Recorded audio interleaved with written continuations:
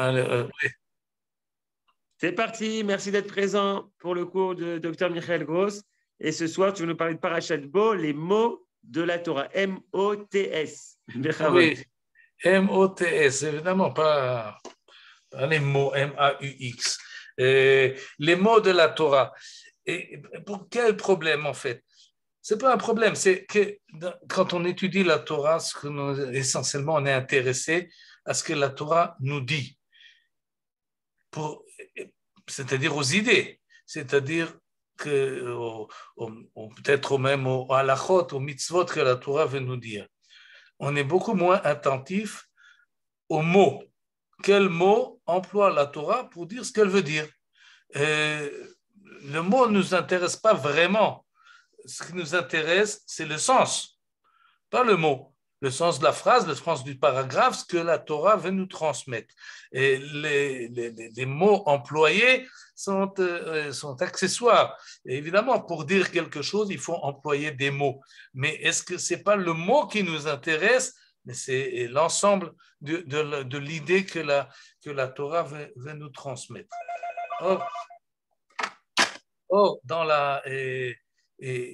Quand on étudie le Rashi sur la Torah, justement, il s'intéresse également aux mots, beaucoup plus qu'au sens général. Qui c'est qui nous dérange là maintenant? Alors? לא, אני בשיחה. שלום, כל טוב. Et donc, quand on étudie Rashi sur la Torah, il met l'accent sur les mots. En fait, ce n'est pas seulement le mot qui l'intéresse, c'est également le sens. Et il a d'autres questions encore à se poser. Une fois qu'il a compris le mot, il faut comprendre la phrase. Ça ne suffit pas. Et quel est le rapport entre cette phrase et la phrase précédente, ou entre ce paragraphe-là et la paragraphe précédente, etc. Mais il y a aussi un intérêt pour le mot en soi, ce qui est un peu technique, mais finalement, Rashi se dévoile là comme un linguistique, comme quelqu'un qui essaye de voir quel est le mot et quelle est la signification du terme que la Torah emploie, qu'est-ce qu'il veut dire exactement. Tu peux partager, Michael, si tu veux. Slicha? Tu peux partager si tu veux. C'est ce que je vais faire tout de suite. Et on va tout de suite voir cela. Non, ça ne monte pas là maintenant.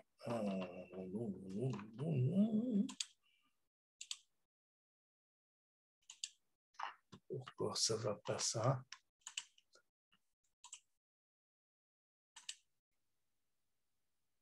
Voilà, c'est ça. Non. Voilà, vous voyez? Là aussi, ça ne s'agrandit pas. Je ne sais pas, j'ai un problème avec mon... Oh. Vous voyez? Vous avez vu? On voit ta tête, on voit rien d'autre. Maintenant, on voit ma tête. Ce n'est pas ça qu'il faut voir. C'est le texte qu'il faut voir. Non, c'est le cours sans le texte. Maintenant, c'est bien? Oui, mais pas grand.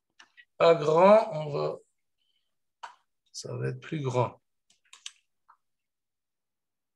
Maintenant, c'est grand? Bon, laisse tomber. Quoi, laisse tomber? Vous voyez ou vous ne voyez pas? Moi, je vois. On voit. On voit. On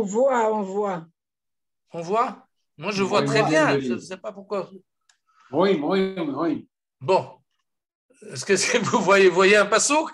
Vous voyez Ibn Ezra? On voit une dizaine Très bien. de lignes. Bon, alors, on continue. Le passouk, donc, j'ai passé la paracha. J'ai vu qu'à 14 endroits, un peu plus même, Rashi s'attarde sur le sens des mots employés par la Torah.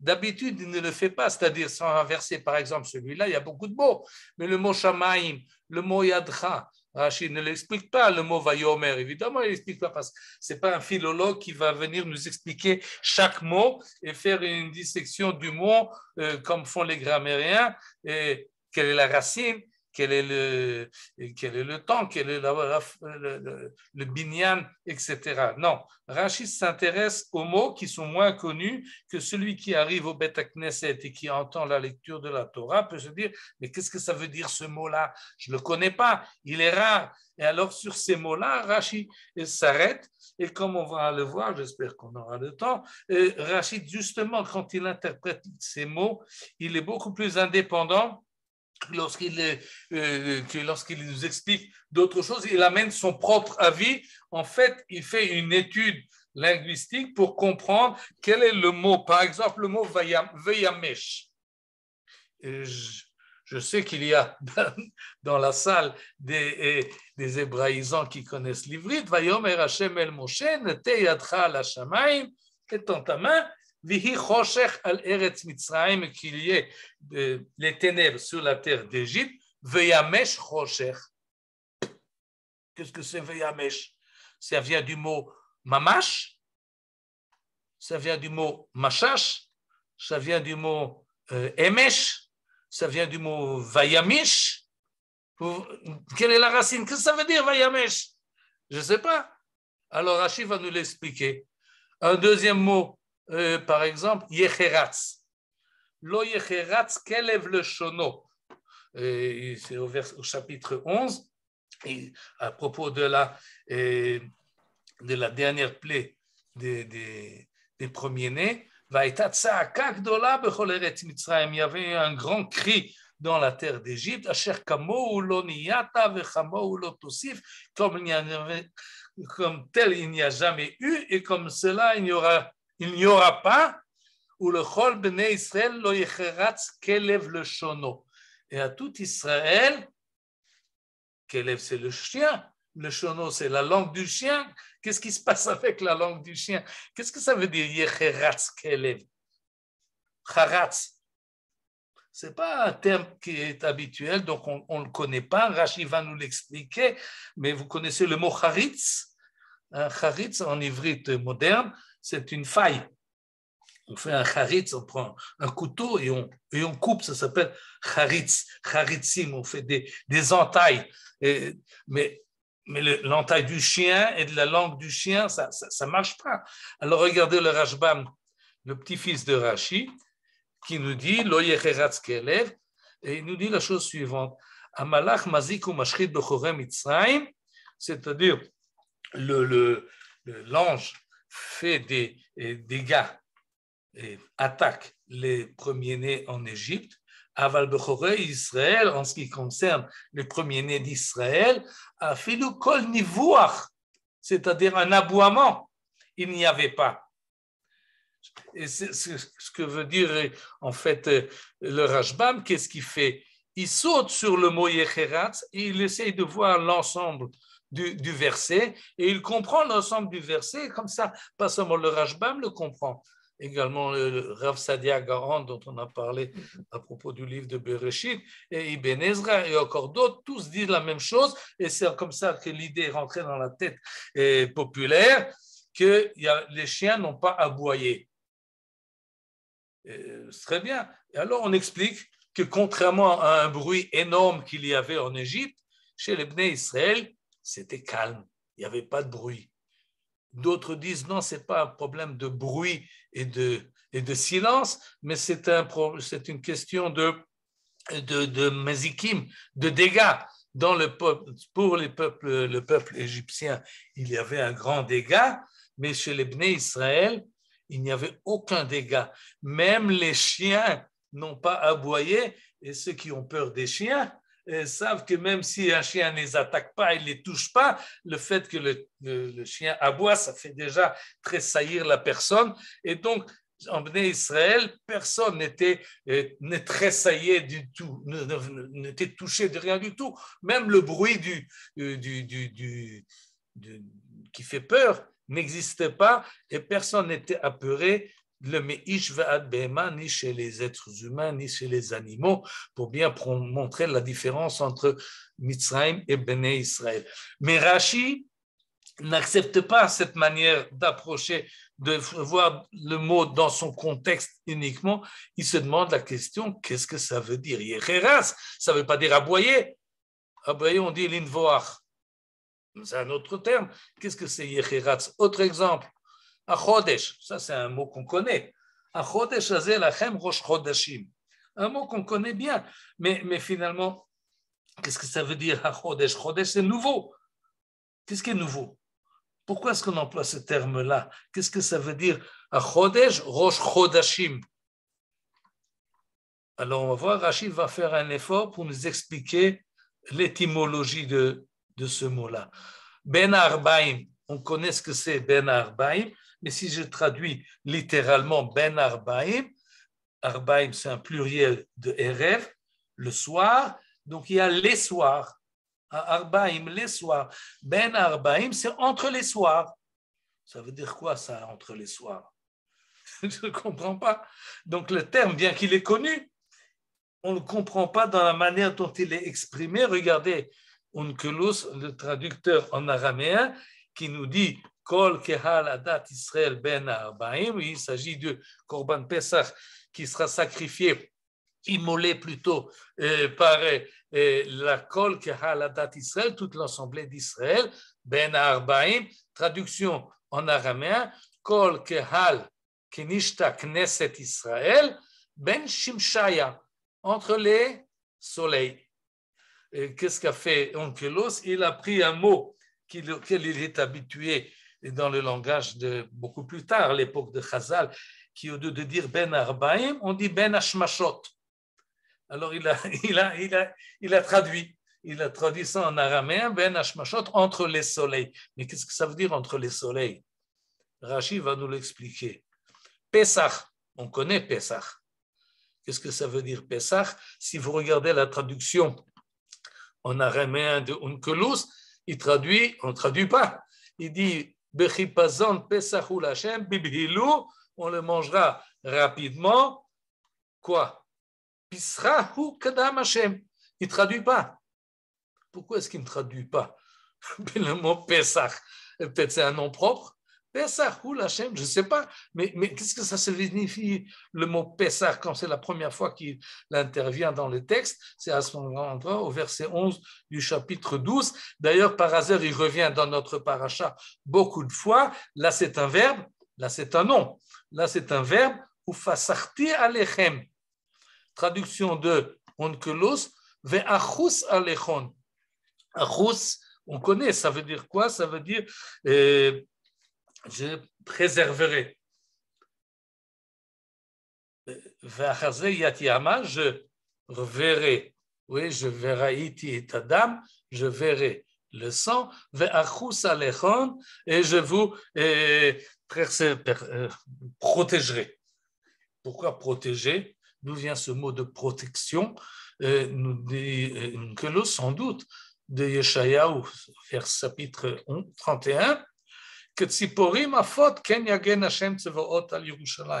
Comme des oiseaux qui voltigent au-dessus de leur couvée, ainsi va Yagen, l'Éternel, couvrira de sa protection. Le Hagen, c'est protéger. Tzva Hagana, l'Israël. Ken Yagen Hashem Tzevaot al Yerushalayim. Et le prophète Isaïe, qui insiste sur cette idée-là, c'est une nevoua de Nechama. Ganon vehitzil, pasoach vehimlit. 4 verbes qu'il répète. Ganon, c'est abriter. Vehitzil, il défendra, comme ça il traduit ici. Il sauvera. Himlit, c'est, il prend ici de sauver. Donc abriter, défendre, sauver et épargner. Pasoach, c'est épargner, préserver. Et donc c'est comme ça que traduit le Tirgum Onkelos ici au verset 13, mais au verset 11, 2 versets avant, il ne traduit pas, il dit Pisra. Il y a là un problème de compréhension. Qu'est-ce que c'est que ce mot-là, Passoar? On sait que Pisséar, c'est quelqu'un qui est boiteux. Mais alors évidemment, c'est pas ça que ça veut dire là. Alors Rashi va nous expliquer, et là on a encore une fois le même Onkelos avec le même verbe, Zevach Pesach ou Hashem Aser Pasach, Chais chas dans le sens de préserver. Autrement dit, lorsqu'on lit, c'est un verset qu'on dit le soir du Seder, lorsque les enfants demandent Maha avoda azot lachem, qu'est-ce que c'est que ce service que vous faites? Vous leur répondrez Zevach Pesach ou Lachem.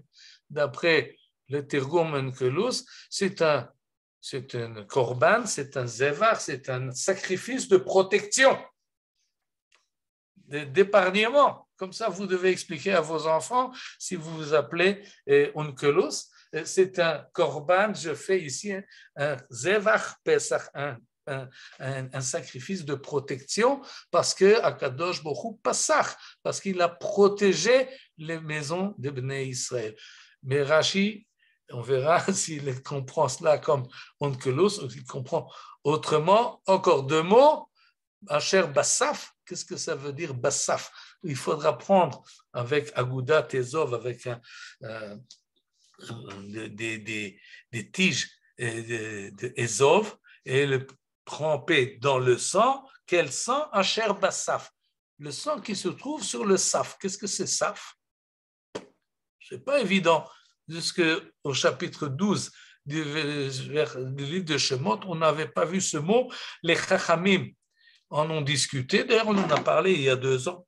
Je ne sais pas si vous vous rappelez sur ce verset-là. En tous les cas, nous dit ici Rabbi Ishmael, En saf ela askopa.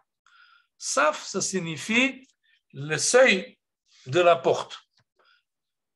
Et donc, il faut prendre le sang qui se trouve au seuil de la porte. D'après Rabbi Ishmael, on faisait le korban, le sacrifice. Évidemment, il y avait du sang, le sang tombait à terre. Où est-ce qu'on faisait le sacrifice? Au seuil de la porte. Et alors, à ce moment-là, on se baisse et on prend le sang avec le faisceau de Ezov et on le met à partir du seuil de la porte. On tourne autour sur les mezuzot, sur les 2 linteaux et sur le mashkof. On ferme en fait la maison, entourer l'entrée de la maison par du sang. Alors que Rabbi Akiva en mer, En saf et la clé, il dit non, le sang ne se trouve pas par terre. Le sang est recueilli dans un ustensile et il apporte un verset du livre de Melachim. Est-ce que Rashi va nous interpréter ce mot-là d'après Rabbi Ishmael ou d'après Rabbi Akiva? Dernier exemple, c'est le dernier verset de la paracha. Vaya le ot al yadcha ou le totafot ben enecha. Là aussi, la plupart des mots, il n'y a pas besoin de les expliquer parce qu'ils sont connus et ils sont courants. Mais le mot totafot, il n'est pas connu, il n'est pas courant, il a une consonance étrangère, totafot. Qu'est-ce que c'est que ce mot-là? On peut l'expliquer par un verset qui se trouve un peu précédemment et qui ressemble beaucoup. Vaya lecha le ot al yadcha, c'est exactement la même chose, ou le zikaron ben enecha. Alors, quelqu'un de logique se dit, c'est exactement la même chose. Il s'agit de 2 versets parallèles. Et donc, totafot signifie zikaron. Est-ce que c'est comme ça que Rashi va nous l'expliquer? Pour tout cela, il va falloir voir Rashi. Mais là, on voit des exemples. J'en ai choisi 7. Comme dit, il y en a plus dans la paracha, où Rashi essaye de comprendre, même si le sens général, on le connaît, on comprend le verset. Mais qu'est-ce que c'est que ce mot? Qu'est-ce qu'il vient faire là? D'où il vient et où il nous amène? C'est ça que Rashi se pose la question avec ceux qui sont arrivés au Beth Knesset et qui essaient de comprendre pas seulement le sens général de la Torah, mais le sens spécifique de chacun de ces mots. Et pour cela, on va voir donc les explications de Rashi. Et je vais encore une fois essayer de faire monter ici la Bible en français. Je sais pas, un instant, on va faire ça comme ça. Stop share, voilà. Je vais reprendre. Pour cela, je dois faire... Où c'est que ça passe tout ça? Là. Mais je ne l'ai pas là.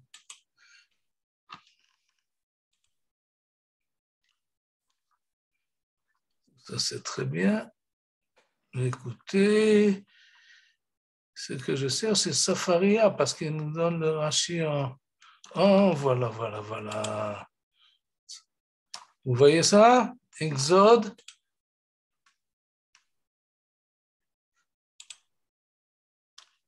Est-ce que vous voyez? Oui? Non? Il y a quelqu'un qui est là qui peut me... On voit pas de Non, il n'y a texte, on plus voit. rien. Non, pas de texte, mais tout de suite, vous allez voir le texte. Chapitre 13. Mais ça ne marche pas comme il faut. Mais alors, laisse tomber.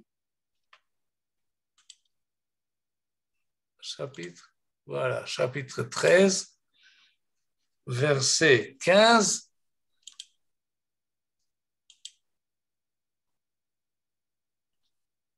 On ne pas sur parole. Hein. Bon. Oui, d'accord, mais je ne sais pas pourquoi le texte ne monte pas. Alors, je regarderai après. Il va arriver?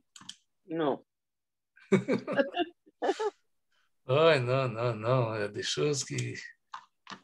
Non, alors, continue. Oui, mais continue, je veux vous montrer le Rashi. Et sinon, alors, je vais vous montrer d'une manière différente. Un instant, on va faire ça. On va faire ça. Comme ça. Ah là là. Project shoot. Voilà, on va faire ça. Comme ça. Maintenant, vous voyez la Rashi? Oui. C'est assez grand? Non.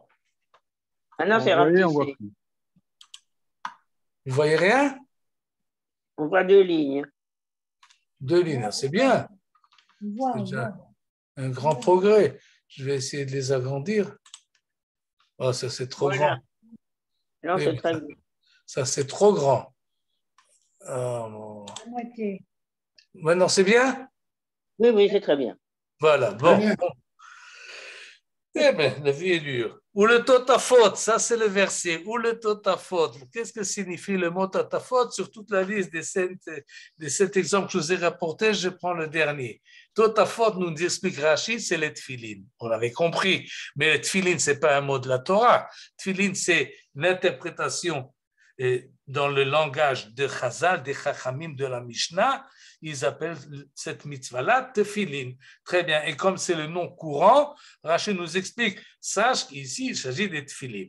Mais ça ne suffit pas. Va'al Shem, bien qu'il y en a d'autres qui se contenteront de cela. Va'al Shem Shem arba'a batim kureim totafot. Là, Rashi nous explique pourquoi ça s'appelle totafot. Pourquoi ça s'appelle totafot? Parce que dans les tefilin, il y a 4 boîtiers qu'on appelle totafot. Pourquoi les 4 boîtiers s'appellent totafot? Parce qu'en langage katfit, je ne sais pas ce que c'est, quand on veut dire 2, on dit tat. Et en Afrique, quand on veut dire 2, on dit pat. Alors quand on dit totafot, eh ben on a 2 plus 2, ça fait 4. Ça, c'est évidemment une interprétation midrashique que Rashi n'a pas inventée. Il l'a pris de la Gemara. Mais il l'utilise pour nous dire pourquoi les tefilines s'appellent totafot. Alors, il fait une espèce d'étymologie midrashique à partir de langues étrangères, ce qui est rare et un peu bizarre, mais ça donne quand même un sens au mot. Mais il continue. Ou menachem chibro im vehatef el darom. Et là, il faut expliquer qu'est-ce que c'est ce menachem et qu'est-ce que ça veut dire chibro. Menachem, c'est un monsieur qui s'appelle Menachem ben Sarouk du Xe siècle. Menachem ibn Sarouk était un juif de la région de Barcelone, en Espagne. Et en fait, quand on dit Xe siècle, il se trouve en fait entre Rav Sadia Gaon, d'un côté chronologiquement, et de l'autre côté Rashi. Et ces gens-là, comme Menachem ibn Sarouk et comme Donash ben Labrat, qu'on a déjà parlé une autre fois, c'était des linguistiques. Ils ont devancé Rashi dans cette démarche-là, d'essayer de comprendre le langage de la Torah pas dans son sens général et comme on est habitué de le vivre, mais essayer de comprendre chaque mot selon son système. Il y en a qui ont fait une grammaire, comme Rabbi Yonah Ibn Janach ou Rabbi Yehuda Chayouj, mais eux, ils ont écrit leur livre en arabe. Et Rashi ne lisait pas l'arabe. Alors que Menachem, il a écrit son livre en ivrite. Mais Menachem n'a pas fait de grammaire. En fait, il n'explique pas la grammaire des choses. Il a son système à lui, et son système pour comprendre les mots, c'est d'essayer de trouver le même terme dans tout le Tanakh, de réunir les différents emplois du même terme. Et alors, puisqu'on a plusieurs contextes, on essaie de comprendre si on explique ce mot-là dans les différents contextes, comment ça marche. Est-ce que ça fonctionne? Et donc, quand on dit, il a écrit ce qu'on appelle Machberet. Aujourd'hui, on dit Machberet ou un cahier. Pour lui, Machberet, ça vient du mot le chaber. Il faut réunir les différents emplois du même terme. Si tu les réunis tous et tu les joins et tu essaies de voir le point commun entre les différents emplois, tu peux arriver à comprendre le sens des mots. Très bien, très joli. C'est ce qu'il fait ici avec le mot totafot qui se trouve dans le livre de Shemot. Il cherche un mot dans le livre de Yecheskel et il cherche un mot chez le prophète Micha et il arrive à sa conclusion. Le problème, d'abord on va voir sa conclusion, ensuite on va dire quel est le problème. Alors Menachem a réuni, Chibro a lié ce mot totafot avec le mot va'atef el darom, altatifu. Altatifu, ça veut dire, dans son contexte du livre de Micha, ça veut dire ne prêchez pas. Va'atef el darom, ça veut dire parlez aux gens du sud. Parle aux gens du sud. Donc, totafot, c'est le chant d'Ibour. Totafot, ça veut dire parler. Vaya le hot al yadecha ou le totafot benenecha. Ce sera une lettre dans ta main et une parole entre tes yeux.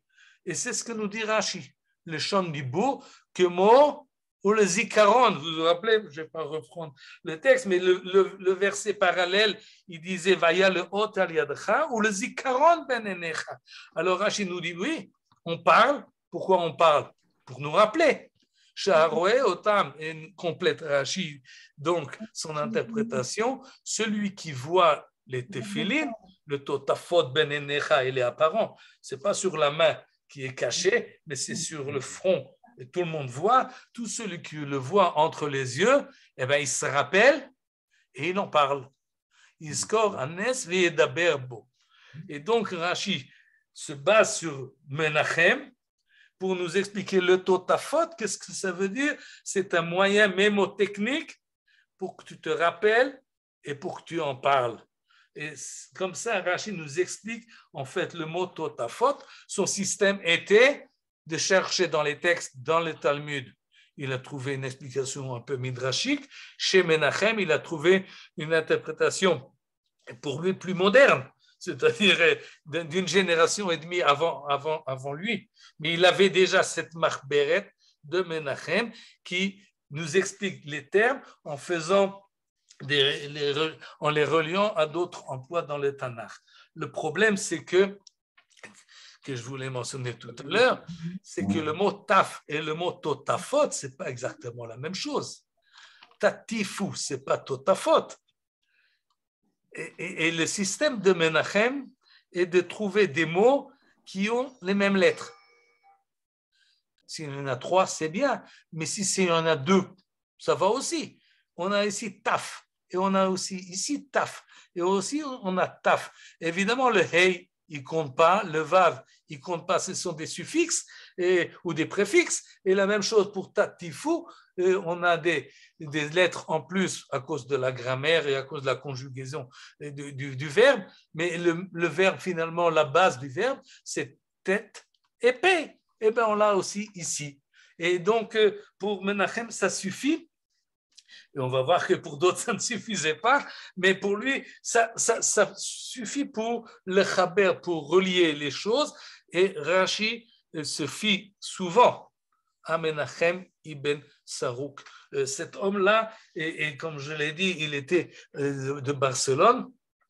Il a été appelé à la cour du prince juif de Cordoue, Yitzhak ibn Shaprut d'abord, ensuite son fils plus célèbre, Hasdai ibn Shaprut, qui est en fait un juif qui était le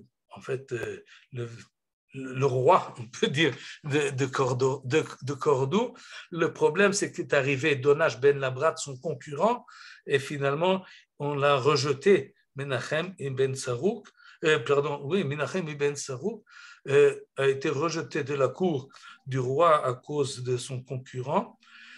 C'était d'ailleurs quelque chose de dramatique parce qu'on lui a brûlé sa maison.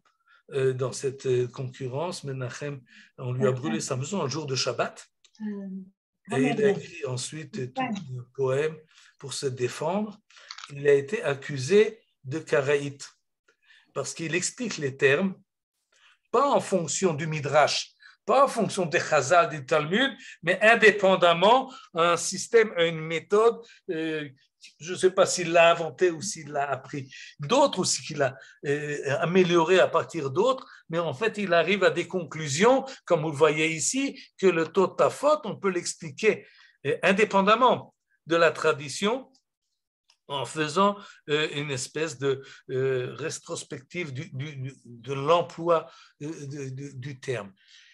Et comme dit, il se contente de 2 lettres dans les racines. Comme je l'ai dit il y a un instant, pas tout le monde ne peut accomplir. On va chercher, voilà. Non, ça je ne veux pas. Qu'est-ce que je cherche? Iyun, Tana, Shemot, Perek, Yud, Bet. Non, Perek, Yud. Pasuk. On va prendre le Pasuk 21, Kaf Aleph. Et voilà. On arrive au mot Vayamesh. Comment expliquer le mot Vayamesh? On s'est posé la question tout à l'heure. On a aperçu Ibn Ezra. Qu'est-ce que fait Rashi? Parce que là, quelle est la racine? Ce n'est pas évident. Et pour ça, il faut savoir la grammaire. Et pour ça, il faut accepter le principe qu'ont fixé les grammairiens. Je cherche Rashi. Michal, Sharon, tu veux la rappeler après? Pardon? Je n'ai pas entendu. Voilà le Rashi sur Vayamesh Chosher. Nous explique Rashi ce terme-là. Vayachshich alehem chosher yoter micheshcho shel laila. C'est-à-dire que le noir sera plus noir encore que le noir de la nuit. Le chosher shel laila et le noir de la nuit sera encore plus noir. Ya'amish veyachshich od. Donc, veyamesh, il dit ya'amish. C'est ce qu'il nous dit ici, veyamesh. Et il nous explique, Rashi, comment est-ce qu'il passe de veyamesh au mot veyamesh. Vous voyez qu'il ajoute un aleph pour que les choses soient plus claires. Il dit, oui, il y a beaucoup de lettres, de mots en ivrite où il manque le aleph. Alors là aussi, il manque le aleph. Et il amène un exemple sur lequel on ne va pas s'attarder maintenant. Mais même 2 exemples. Et Onkelos nous a traduit le mot Lachon Hassara, que ça ne vient pas du mot Emesh, Veya Amesh. On emploie encore aujourd'hui le mot Emesh en ivrite moderne et on dit Emesh, c'est hier soir. Emesh, c'est le soir. Et donc Veya Amesh Chosher, comme si le soir deviendra encore plus fort, encore plus noir. Ça, c'est première explication. Ensuite, il amène Tirgum Onkelos. Il a à sa disposition la traduction en araméen et qui nous dit que ça veut dire Hassara, Veyamesh Chosher, c'est-à-dire la nuit partira. Et comme on dit Loyamish, c'est pas dans cette paracha mais dans la suivante, au chapitre 13 dans Béchala, Loyamish et Anan, la nuée ne bougera pas. Alors, Veyamesh Rocher, c'est-à-dire que la nuit va bouger. C'est ainsi que traduit Onkelos, Veyamesh Rocher, que la nuit va bouger, mais le noir restera. C'est-à-dire au début du jour, lorsqu'on s'attend qu'il fasse jour et qu'il fasse clair, et que la nuit s'est évaporée, disons, Batar de Yadé Kabbalah. Après qu'est partie la sombreté de la nuit, alors arrivera le jour, mais il ne sera pas jour, il fera encore nuit. Cette explication-là de Onkelos qui convient très bien au sens Veyamesh, de la chance Loyamish, j'espère que vous me suivez, fonctionne très bien, mais si nous Rashi ne l'accepte pas. Pourquoi il ne l'accepte pas? Parce que En Adibur Meyushav, le fiche Avav Shel Veyamesh. Autrement dit, ça ne rentre pas dans l'ordre de la manière dont le verset a été construit. Si le noir arrive avant la journée, c'est-à-dire à la fin de la nuit, alors on ne comprend pas le sens du verset. Lorsque je vais essayer de le retrouver là maintenant, ça c'est oui, on peut le voilà. Vayomer Hashem neteh yadcha al hashamayim, étends ta main au ciel, vihi choshech al eret Mitzrayim, et que ce soit le noir, qui se fasse sombre en pays d'Égypte, veyamesh choshech, et que le noir part. Non, ça aurait dû être l'inverse. D'abord, le noir de la vie s'en va, disons que choshech, c'est un synonyme de la nuit, alors la nuit s'estompe, et ensuite, nous dit Rashi, si tu expliques comme Onkelos, c'est très bien quand tu peux comprendre le terme en soi, mais tu ne peux pas le mettre dans le contexte du verset. Tu aurais dû inverser la construction du verset et faire d'abord la fin et ensuite le début. Autrement dit, nous dit Rashi, En adibur meyushav alavav, et là on revient à ce que nous avons vu déjà jusqu'à présent, la semaine dernière et il y a 2 semaines, que Rashi veut comprendre d'avar dabur al ofanav, la manière dont le verset est expliqué. Ou Midrash, alors, donc il n'accepte pas l'explication de Onkelos et il reste sur sa première explication du mot Vayamesh, c'est-à-dire que le noir sera plus noir encore que d'habitude. Ou Midrash Agada, et ensuite il ajoute une autre source qu'il a trouvée et qui nous dit, ça vient du mot Memmashesh Batzoraim.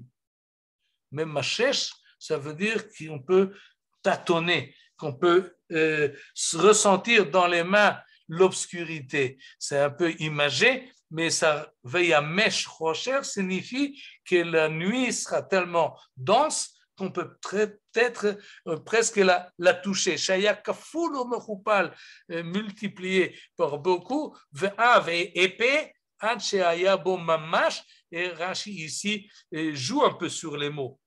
Il dit même mashesh, c'est tâtonner. Mamash, c'est réel. Et c'est en fait, Rashi ici veut nous dire le mot Ya'amish, et d'après le Midrash, vient nous dire qu'en fait, l'obscurité qu'il y avait en Égypte était tellement dense qu'on pouvait toucher, ce qui évidemment, on ne peut pas toucher l'obscurité, on ne peut pas la palper, mais finalement, c'est ce que nous dit ici le Midrash. Pour lui, pour Rashi, ce n'est pas le pshat. Le pshat, ça signifie que le noir était plus noir que d'habitude. Et donc, on a ici un exemple, je ne vais pas prendre beaucoup parce que le temps est presque écoulé, je vais prendre encore un exemple en plus pour vous montrer que, en fait, Rashi est attentif véritablement à comprendre chaque mot de la Torah. Et cette démarche-là, et on voit très bien que Rashi fonctionne et raisonne comme un chercheur à partir des textes. Évidemment, aujourd'hui, lorsque l'on veut comprendre les sens de Totafot ou de Yamish. Et ce que font les chercheurs aujourd'hui, ils n'emploient pas la méthode de Rashi, ils comparent le langage de la Torah à des langues sémitiques parallèles et ils essaient de recouper les choses d'une manière linguistique comparative avec d'autres langues. D'ailleurs, très dernièrement, a été publié des recherches qui ont été faites en Amérique par un Anglais et par un Américain sur des tables qui ont été retrouvées en Irak. Vous savez que les Américains étaient en Irak et par hasard, ils ont trouvé là-bas quelque chose qu'ils ont ramené en Amérique. C'est quelque chose, c'était 2 tables qui datent du 19e siècle avant, c'est-à-dire plus ou moins la chronologie les amène à l'époque où les Bnei Israël sont descendus en Égypte, plus ou moins. Et dans ces tables-là, c'était 2 tables extraordinaires parce que c'était un lexique. C'est comme des lexiques qu'il y avait, peut-être qu'il y en a encore quand on fait du tourisme et qu'on arrive dans un autre pays, on veut savoir, pardon, comment je vais à la poste. Alors, on a le texte en français et on a parallèlement, comment on dit ça en italien ou en grec ou en allemand pour pouvoir converser. Est-ce que vous avez du pain? Est-ce que je voudrais vendre mon chameau et acheter des légumes? Et alors, on a la traduction. Ce lexique-là, sur ces tables irakiennes, donc, compare, nous donne une traduction entre l'akkadite et le amoréite. Deux langues qu'on ne connaît pas tellement, mais en fait, c'est une trouvaille extraordinaire parce qu'on ne connaissait presque pas le langage des Émoréens. Et on voit qu'il parlait très proche de l'ivrite du Tanakh. On peut suivre ce texte-là et de voir que c'est presque les mêmes mots lorsqu'il parle des choses courantes qu'on voit. Et donc, ça a fait avancer la recherche des langues sémitiques, l'assyrien et l'akkadien et autres langues qui sont des langues perdues. C'est comme ça qu'on fonctionne aujourd'hui. Rashi, évidemment, ne fonctionnait pas de cette manière-là, mais quand même, il a un système de vérification et il se sert de tout ce qu'il a à sa disposition. Le Midrash, les parallèles dans le Tanakh, Menachem ibn Sarouk, ou bien la traduction en araméen, et tout cela, il vérifie, il cherche et il trouve finalement à nous expliquer, pas le sens général du verset, mais le sens précis et l'étymologie du terme. Il y a un message là-dedans. Parce que ça venait de dire quoi? Nous dit Rashi, tu veux comprendre la Torah? Alors dis pas des idées générales qui te conviennent ou que c'est du travail sérieux, c'est presque scientifique comme approche. Je veux exactement être précis, qu'est-ce que nous dit la Torah, pas à peu près, mais vérifier, et cette autocritique, disons cette approche critique scientifique que nous fait Rashi, elle se trouve essentiellement dans ce travail linguistique que certains ont d'ailleurs rassemblé. Et Rashi est une force extraordinaire. Et comment est-ce qu'il arrive à ramasser ces sources-là et en faire une synthèse et nous expliquer dans un langage tellement concis le sens des mots. Et on va voir encore un exemple pour conclure. Et les autres, on les verra peut-être une autre fois. Et qu'est-ce qu'on va prendre là maintenant? Le mot Pesach. Par exemple, ou le mot Ben Arbaim, qu'est-ce que vous choisissez? J'hésite. Non, on va voir le mot Pessah, ce sera peut-être le plus... où c'est que je le retrouve? Là.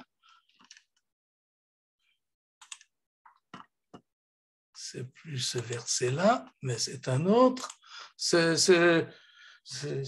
Ce que j'utilise là, c'est le Shut Bar Ilan. Le mot Pessah se trouve au verset 12, 11 et 13. Chapitre 12. Toutes ces inventions, quand elles marchent, elles sont très bien.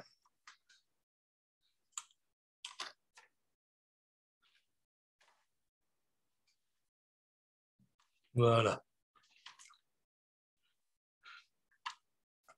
Au verset 11, Kacha tochlu oto, de cette manière-là, vous mangerez donc le sacrifice qu'il faut faire au 14e jour du premier mois.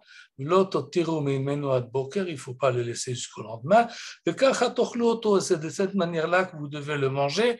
Motnechem chagurim, vos anges saints d'une ceinture, na'alechem veraglechem, les chaussures aux pieds, ou makelchem beyedchem, et votre bâton en main, autrement dit, vous êtes prêts à partir.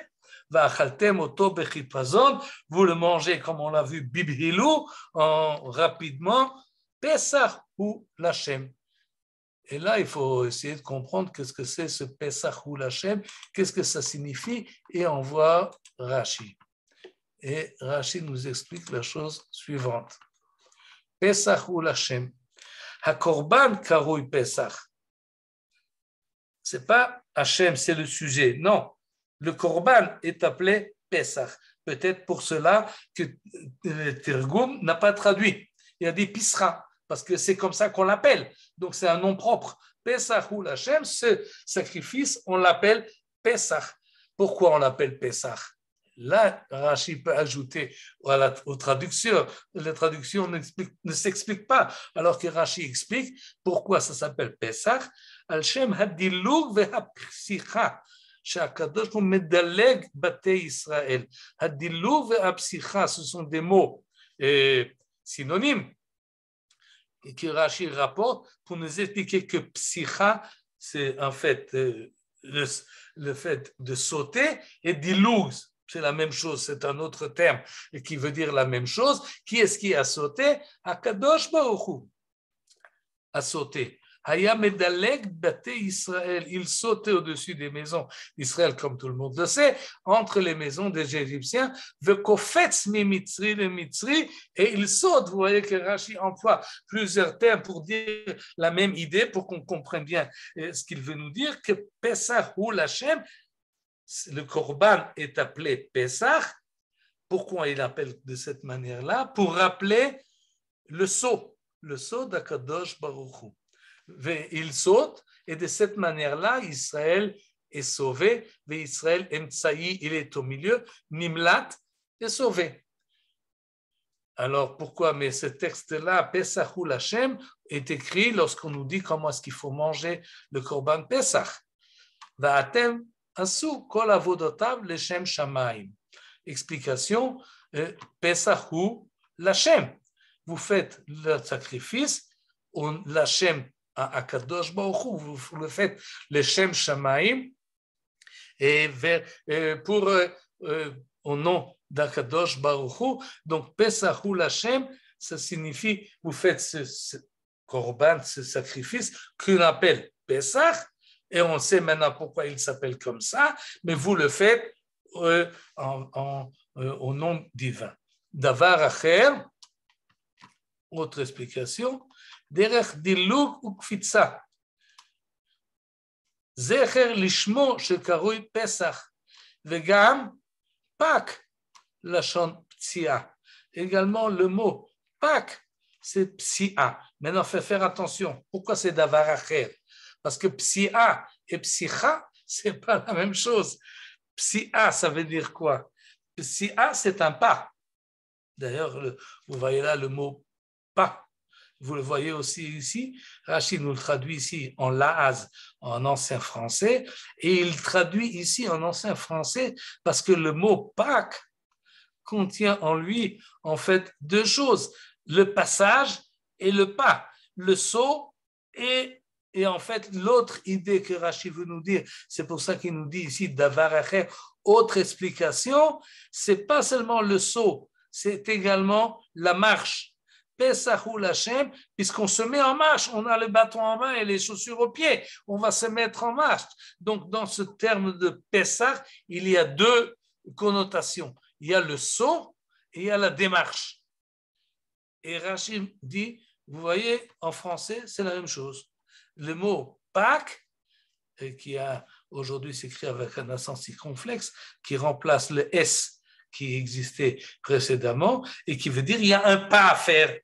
Pesachul Hashem, c'est un pas qu'il faut faire. Évidemment, qui c'est qui fait ce pas? Eh bien, c'est Bnei Israël qui font ce pas. Et donc, quand on dit Pesachul Hashem, ça a plusieurs connotations. On emploie en fait le nom Pesach pour nous expliquer qu'Akadosh Baruch Hu a sauté, mais également pour nous expliquer que nous devons nous mettre en marche. Et de telle manière, Rashi nous explique donc le terme. Et on va voir plus loin. Là, j'ai passé rapidement au verset 13. Nous étions au verset 11. Et là, on a un autre verset.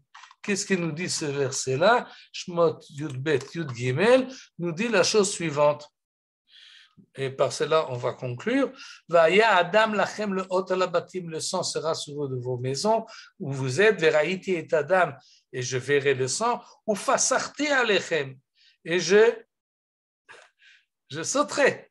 Le traducteur Onkelos ne traduit pas sauter, mais il dit chemla belachon chaïs. Je préserverai. Vous vous rappelez ce que nous a dit le Targum, il nous a amené le verset de Yeshayahu, le voici, formidable quand ça fonctionne, que Tziporim afot, ganon veitzil pasoar vehimlit, vous vous rappelez du nimlat que Rachid nous a rapporté.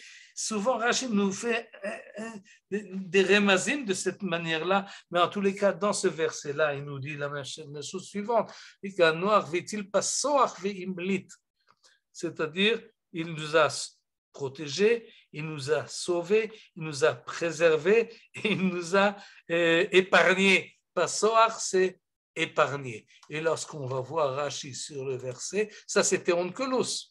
Il y en a qui disent que Onkelos n'aime pas d'une manière générale parler de mouvement d'Akadosh Baruch Hu.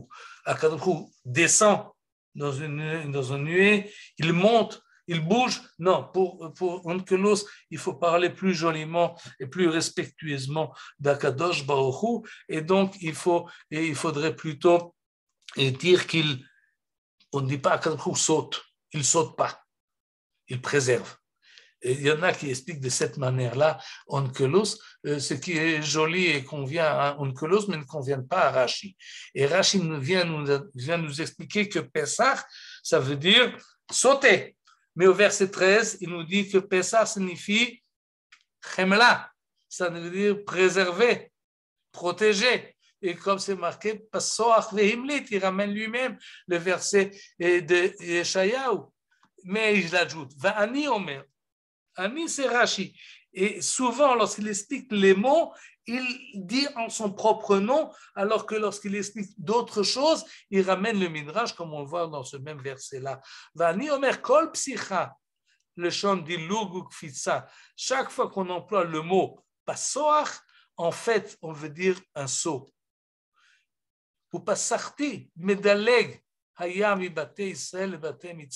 Oui, il sautait. Et Rashi n'a pas ce complexe ou cette zéhirout, cette attention spéciale qu'il y a à Onkelos de ne pas faire humaniser qui viachol Akadosh Baruch Hu.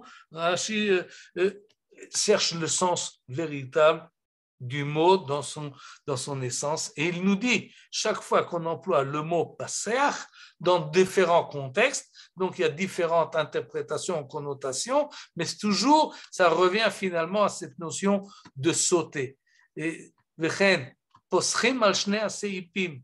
ceux qui sautent d'une branche à l'autre parce qu'ils hésitent entre le service d'Akadosh Baruch Hu et le service du Baal. Tous les boiteux, ils sont sautillants.